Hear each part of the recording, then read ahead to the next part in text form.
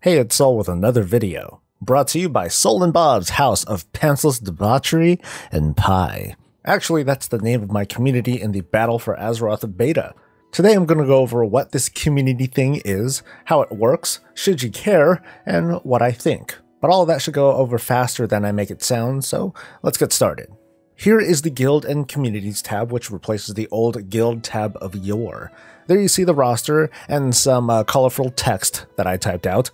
One of the features in the new Guild tab is that the Guild chat, along with other chats, will be archived, presumably forever. So stuff like that's going to stick around for a little while. It doesn't seem like you can delete the history or hide messages either. Uh-oh. Voice chat has been added as well. All it takes is to hit that headphone button and you're in. For the most part, the usual Guild stuff is still there, like the roster, the Guild info, etc, etc. The recruiting tab is still there, but it's just the old Guild Finder tool, which is still pretty meh. But let's move on to communities. The biggest difference between a community and guild chat is that you can create separate rooms with different permissions. Each can have its own description and be made accessible to moderators only. There are 4 ranks in communities: the owners, leaders, moderators, and members. Just like in a guild, you can see the roster and you can set little notes. Chatting in your community can take place here as well as your regular chat window by pressing this Add to Chat window and then choosing an existing window or creating a new one.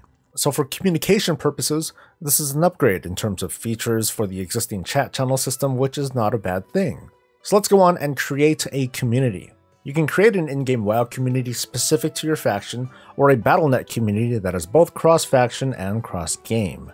You can join a group through a URL or a special code provided by existing members, but from the looks of things, you can't search for a community. I'll get to that later, but let's get to just making a community first. It's pretty simple. You put in a name, and as a reminder, this name can be pretty long. The short name is a tag that's displayed in the chat windows when you add community chat there. The description is what it is, and to be honest, I'm a little bit surprised that you can only enter in so much to describe your community. But you do have a few dozen icons to choose from, which is, nice, woo. Once you have your community, no doubt you want to invite members. You can punch in the name and realm of the person you're inviting, or you can send an offline invite link. You can create a link that's on a timer, has a limited number of uses, or one that just lasts forever. From the looks of it, that 8-digit code in there is the code that you can also enter in to join a community. And that really is about it.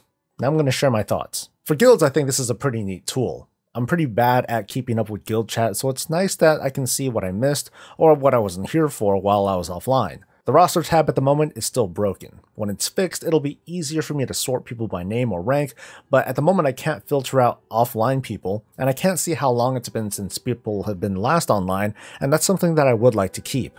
For communities, this seems good for a first go, but like I said in a video way back when, I was scared that the tool wouldn't be very powerful, and sure enough, that's how it looks like at the moment. That's despite this being an early look. Not being able to search for a community will make it really hard for people to start their own community within the world of Warcraft unless they already have an established social presence outside of WoW.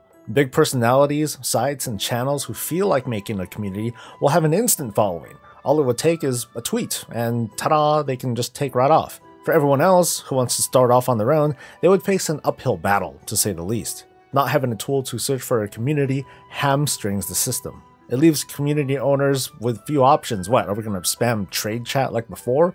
Or otherwise we just have to have our friends invite their friends and have them invite their friends and so on. Diablo 3 lets you search for communities. Heck, the Guild Finder at least gives you a list, so I would like to hope that communities will do the same thing and have strong ways for people to find the one that they're looking for.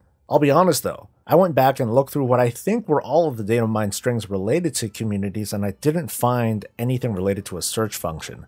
It leaves me a little bit worried. Going past that though, I do see great potential with the system as a sort of pre-made group tool for VIPs. I can make a community with very specific criteria, like one for specific language speakers, for playing through certain kinds of content, or sexy roleplay.